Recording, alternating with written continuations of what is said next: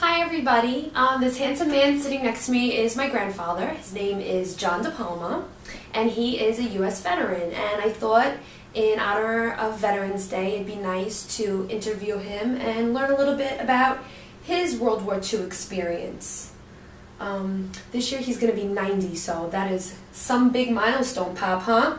Thank you. So can you tell us what branch of the service did you work for? Yes, the U.S. Air Force. So can you describe your training and what it was like to be a cadet? Well, we all went to Miami Beach for basic training, and that was 6 weeks of basic training. Very hot, very difficult, but we learned quite a bit about military order. Interesting. And what were the weapons that you trained with? We learned to use the Garand rifle, the M1, and a .45 caliber revolver. And did you feel like these were effective weapons? Oh yes, they were the best of that period of time. Absolutely good. Oh, good. And during your time with the Air Force, where were you stationed? In various places. My training with the Air Force started out at Gulfport, Mississippi. We were using B-17s at the time for training, and we would go out over the Caribbean at the Gulf of Mexico, and we would learn about the tactics that we used in flight over water with poor visibility and poor navigational skills. We had to learn how to handle those planes in that situation.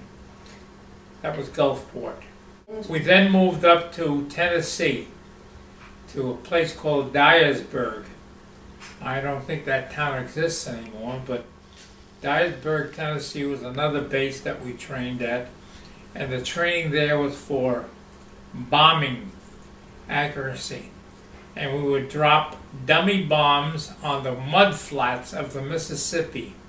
I mean, we were able to photograph those hits, and we were able to tell if the plane was doing a good job or the bombardier was doing a good job of bombing. And what would you say was your primary job while you were in the Air Force? Well, while in the Air Force, I got interested in aircraft maintenance, how to repair those huge airplanes.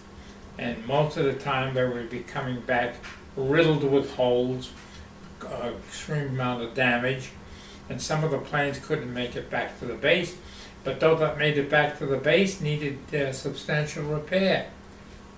So we learned how to do that.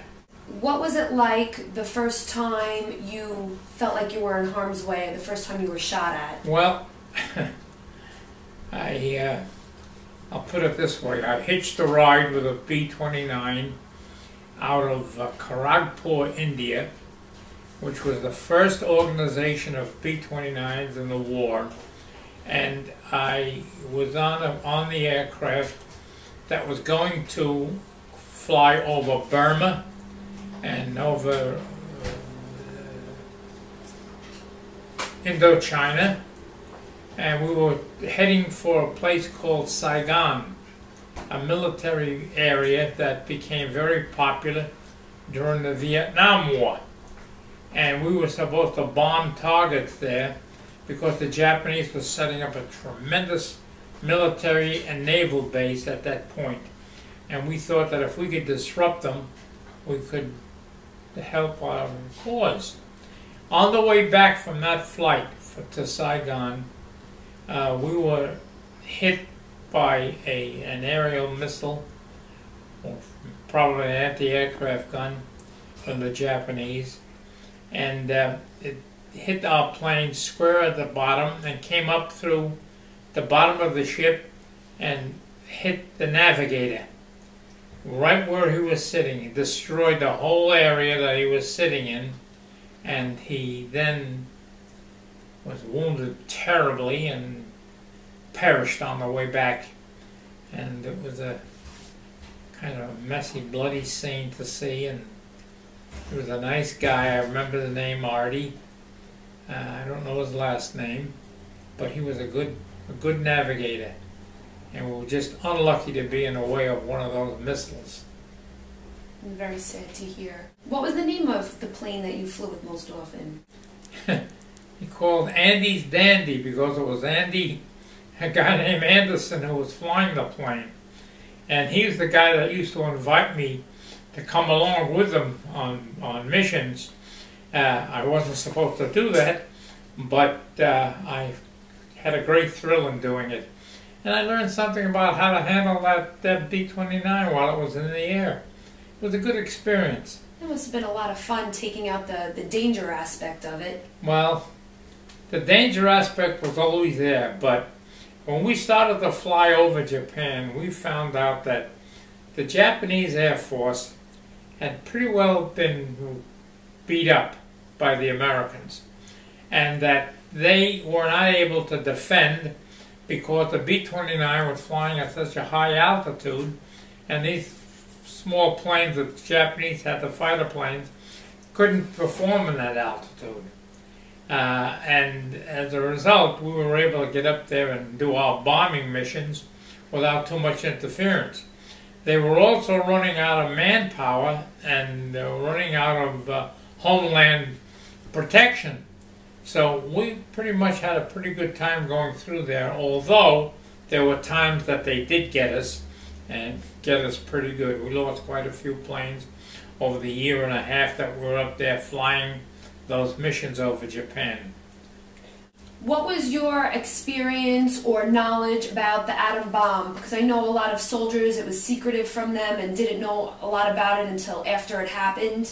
I'll never get over the fact that I saw that ship, the Enola Gay. The Air Force was acting as though they were starting up a whole new air wing. And these planes were on the far distant end of our airstrip. And apparently they weren't going up to do much flying. And one day I ventured to take a walk over there to find out why those planes weren't going up, and we were under so much pressure to get every damn plane off the ground. We found out that very shortly that I had no business there either. A Marine guard and two Marine guards in the Jeep came up to me as I was walking across the field and asked me where I was going. And I said, I'm going down to find out why those planes aren't leaving. And they said, well, you'll just have to turn around and go back. That's off limits for you. And that was the first time I knew there was something going on, but I didn't know what was really happening. And eventually the word came out that the Enola Gay dropped the bomb on Hiroshima. And what was it like finding that out and knowing that you were that close to everything that was happening, but not quite knowing at the time its significance? Well, we didn't really appreciate the significance of that, and we thought that maybe they were experimenting with something for some reason or other. But then we heard that a few days later, the Air Force sent a ship called the Boxcar, took off from Saipan, a nearby island of ours, and they went to Nagasaki and they dropped an atom bomb. But then we knew there was something cooking, really cooking. We didn't know about it until several days after the bombs were dropped, how severe the damage was, how demolished those areas were, completely demolished. It was quite a stunning blow.